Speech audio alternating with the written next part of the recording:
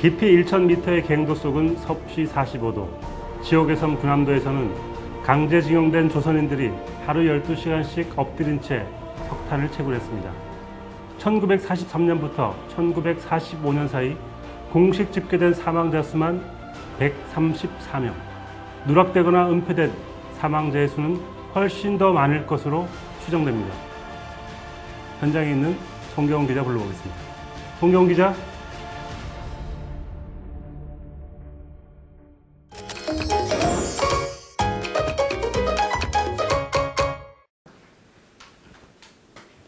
네, 오늘 무비섬에서 다룰 영화 류승환 감독의 군함도입니다. 네. 지난번에 저희가 하반기 추천 작품으로 제가 한번 거론했던 작품이기도 하고요. 많은 분들이 기대하고 있는 작품입니다. 올여름 블록버스터, 한국 영화 블록버스터 중에 가장 기대받는 작품이죠. 네, 기대가 크면 실망도 크다고 하는데 과연 어떨지 얘기를 나눠보도록 하겠습니다. 유승환 감독님 영화를 좋아하셨나요?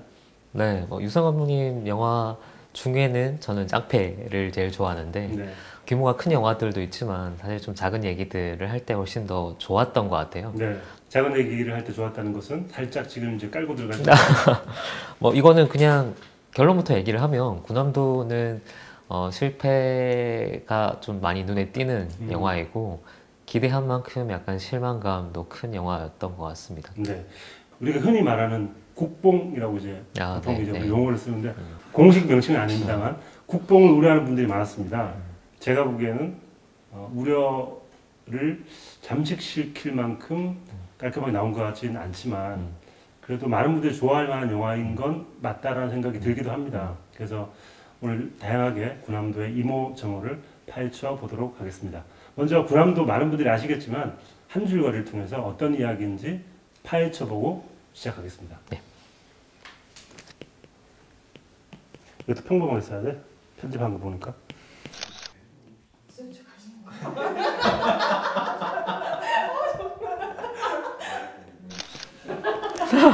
지금 이 멘트가 들어가는 거예요.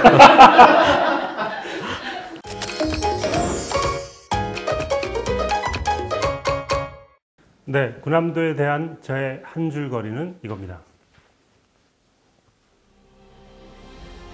내 딸 소희만이라도 여기서 나가게 해줍시다. 지옥의 섬 군함도에서 탈출하려는 조선인들, 여러모로 쉽지 않다. 이 모든 영화의 다양한 이야기들을 여러모로 이 네 글자에 함축시키는 마치 여기 블랙홀 같지 않습니까? 모든 이야기들이 여러모로로 들어가 있습니다. 쉽지 않다라는 말과 함께. 약간 또 한 줄 평은 같기도 한데요. 쉽지 않다는 게 영화에 대한 평가가 들어가신 거죠? 아니요, 그렇지 않습니다. 탈출하려는 게 쉽지 않기 때문에 그들이 여러 종류의 고초를 당하고 여러 가지 모험을 하게 된다는 이야기를 여러모로 쉽지 않다. 요 8글자로 정리를 해본 것 같습니다. 네, 제가 생각한 한 줄거리는 이겁니다. 독립군 요원, 구락부 밴드, 경성 깡패 등 다양한 조선인들이 각각의 사정을 안고 군함도를 탈출한다. 별로 차이가 나지 않죠? 아니요, 이건 약간 스포일러 아닙니까? 군함도를 탈출하는지 안 하는지 쉽지 않다고 저는 했는데 탈출한다는 건 스포일러 같아요. 역사가 원래 스포일러잖아요. 다시 한번 말하지만 명량에서 이순신 장군이 죽은 것도 스포일러이기 때문에 이것도 충분히 스포일러가 될 수 있습니다. 네. 그 부분을 오늘 좀 얘기를 해볼 수 있을 것 같아요. 역사를 영화를 다룰 때 방식. 야, 잘 넘어간다. 네, 저희가 알아본 한 줄거리는 여기까지고요. 여러분들도 댓글을 통해서 여러분들만의 한 줄거리를 달아주시면 소정의 상품을 드리도록 하겠습니다. 저는 유승환 감독님의 영화를 굉장히 좋아하는 팬의 한 사람이었고 지난번에 말씀드린 것처럼 굉장히 기대를 많이 했는데 다 보고 나서 그런 생각이 들었습니다. 유승환 감독님은 왜 하필 이 영화를 찍었을까? 역사적인 이유였을까? 아니면 개인적인 야망? 예술적인 비전? 이런 것 때문이었을까? 혼자 생각을 많이 해보게 되더라고요. 기자님 어떻게 생각하십니까? 유승환 감독님이 왜 이 영화를 찍을 수밖에 없었나? 이 질문이 사실 영화에 대한 가장 큰 질문인 것 같고 이 영화를 분석하는 우리의 태도? 분석할 때 필요한 태도인 것 같아요. 태도? 네. 지난번 한번 엮이시더니 같이 가야죠. 일단은 저는 최근에 역사를 소재로 한 영화들을 보면서 약간의 자아분열을 느끼거든요. 한편으로는 되게 즐기고 있는 제가 있고 또 한편으로는 이런 소재를 다루고 있는 것 자체를 되게 불편해하는 제가 있어요. 일단 군함도에 대한 총평을 먼저 얘기를 하면 이 영화는 부분적으로는 이렇게까지 찍을 수 있을까 싶을 정도로 완벽하게 찍었어요. 기술적 완성도 말씀하시는 기술적 거죠? 완성도, 네. 촬영, 미술, 세트, 뭐 배우들의 연기는 더 말할 것도 없고요. 부분 부분 장면만 놓고 보면 이제까지 한국 영화에서 봤던 것 중에 가장 기술적 완성도가 높지 않나. 네. 그리고 굉장히 놀라운 장면들, 음. 스펙타클한 화면들도 굉장히 많고요. 근데 그런 것들이 다 합쳐졌을 때 과연 이 영화가 뭔가 가슴을 울리는 게 있는가, 혹은 감정적인 몰입을 호소하는가라고 했을 때는 좀 실패인 것 같아요. 그래서 왜 이 영화가 와닿지 않나? 이렇게 잘 만들었는데 그 부분에 대해서 좀 얘기할 필요가 있지 않나라고 생각이 듭니다. 저는 이 영화가 여러모로 홍보를 하는 데 있어서 실감나게 만들어진 세트에 대한 이야기를 많이 하더라고요. 근데 저는 이 영화를 보고 의외로 세트가 실감이 나지 않더라고요. 왜 그런가 생각을 해봤더니 세트가 실감이 나기 위해서는 그 사람들의 감정이 실감이 나야 되고, 그런 세트를 지은 목적은 갇혀있다는 실감이 나게 하기 위한 설정일 텐데 갇혀있다는 생각이 별로 안 들어요. 일단 군함도라는 공간 자체가 굉장히 아이러니한데 네. 우리가 생각할 때 무슨 수용소 같은 느낌이 들잖아요. 근데 사실 군함도는 하나의 도시에 가까운 섬이에요. 이 영화에서도 그 섬을 거의 완벽하게 재현을 하고 있는데 전체적으로는 약간 수직 이미지죠. 해저까지 이제 탄광을 파러 내려가야 되기 때문에 시작하자마자 갱도로 내려가는 엘리베이터 얘기하잖아요. 그 타고 내려가는 장면을 첫 장면으로 보여준다는 것부터가 상징적인 것 같아요. 탄광으로 내려가는 시퀀스 같은 걸 보면 메트로폴리스 같은 영화가 생각나요. 프리차랑의 메트로폴리스를 보면 이제 공장 노동자들이 지하로 내려가는, 사실 이런 노동과 수직의 이미지를 결부시키는 거는 굉장히 많은 영화에서 쓰고 있는 거거든요. 그렇죠. 이 영화에서도 그런 장면을 통해서 약간의 미학적인 야심 같은 걸 보여주고 싶어 하는 게 확실히 보이고요. 저는 이 영화 오프닝 보는데 빌리 엘리어트 생각나더라고요. 빌리 엘리어트에서 마지막에 그 아버지와 형이 엘리베이터를 타고 그 갱도로 내려가는 엘리베이터 장면이 나오는데 굉장히 슬픈 장면이었거든요. 그거에 약간 한국 버전 같기도 하더라고요.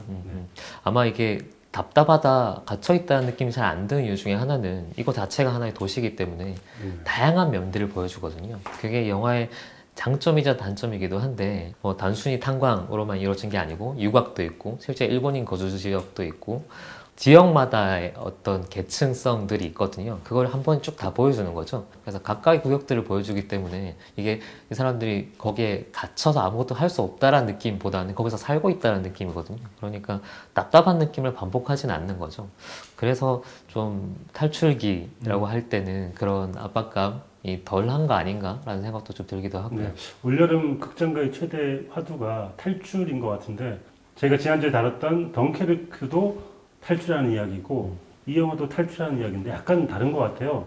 가장 두 영화의 큰 차이를 얘기한다고 하면 뭘 많이 보여주고 뭘 많이 안 보여줄 건가의 문제인데, 덩케르크 같은 경우는 확실히 줄였죠. 보여줄 것만 보여주고 굉장히 과감한 생략들을 하거든요. 이 영화 같은 경우는 너무 많이 보여줘요.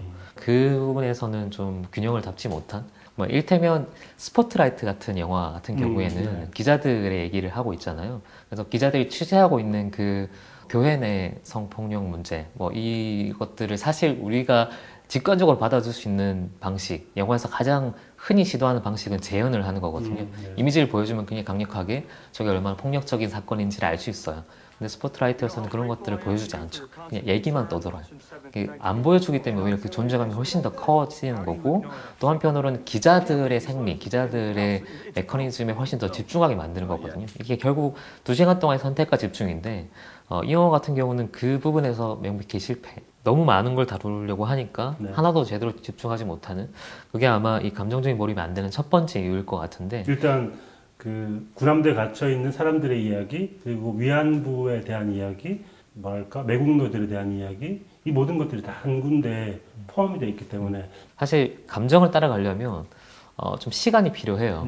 이 영화는 그런 것들을 크게 고려하지 않는, 그래도 기계적으로 배치는 해놨는데 배치해놨으니까 난 설명 다 했어, 그 다음에 따라와 라고 하고, 정작 보여주고 싶은 거는 뭐냐면 사실 스펙타클인 거죠. 전장의 스펙타클. 사실 유승환 감독이 그렇게 이야기를 정교하게 짜나가는 쪽의 감독은 아니거든요. 물론 가장 큰 강점은 그럼에도 불구하고 끝까지 밀고 나간다는, 관객을 영화를 끝까지 지루하지 않게 보게 만드는 힘이 있다는 건데, 알았으니까 일단 가자고. 예를 들면 베를린 같은 경우는 액션의 밀도로 밀어붙이는 영화였고요. 나랑 자꾸 라이벌 관계를 가지려고 하지 마. 내가 겁이 많아서 검사가 된 사람이야. 뭐 부당거래 같은 것도 우리 사회의 어떤 민낯들 그걸 굉장히 상징화시켜서 괜찮은 대사랑 진짜 우리가 보고 있는 장면들 같은 걸 재현을 하고 있단 말이죠. 그런 것들이 서사상의 구멍들을 충분히 메워줄 수 있는 힘이 있는 거고요. 또 베테랑도 마찬가지였죠. 베테랑의 엔딩이 어떻게 보면 아무것도 해결되지 않는 정말 무책임한 엔딩일 수도 있거든요. 뭐였다 이것이? 근데 그 재벌 3세라는 악으로 상징된 사람이 해소되는, 제거되는 것들을 보여주기 때문에 장르 영화로서의 쾌감을 확실히 준단 말이죠. 카타르시스가 확실히 있는 것 같아. 유수환 감독의 영화들은. 상황을 압축시키는 대사들, 대사의 맛, 그런 상징적인 대사들을 굉장히 잘 활용하기도 하고요. 뭐 짝피에서는 살아남은 놈이 강한 거다, 막 이런 대사라든지. 강한 놈이 오래 가는 게 아니라 오래 가는 놈이 강한 거더라. 아니면 뭐 부당거래에서는 뭐 호유가 계속되면 권리가 되는 거야. 둘리. 네, 죄송합니다. 제가 어디 봐가지고. 호의가 계속되면은 그게 권리인 줄 알아요. 그런 대사들이 각인이 되는 거예요. 그래서 전체 서사의 허술함이 있더라고 해도 되게 맛있는 부분들이 있는 거죠. 그런 것들을 충분히 제공을 하기 때문에 그냥 대중영화로서는 늘 미덕을 갖고 있는, 관객들을 지루하지 않게 만든다는 점에서는 굉장히 큰 힘이 있는 영화들을 만들어 왔다는 건데, 그게 이번 영화에서는 그런 미덕들이 보이는 한편 또 그 규모가 너무 커졌을 때 이 컨트롤이 안 되는 것들이 보이는 거죠. 네. 그래서 이 영화를 전체적으로 볼 때는 실패라고 할 수 있을 것 같지만 또 여전히 유수환 감독이 잘하는 것도 잘하는 거고.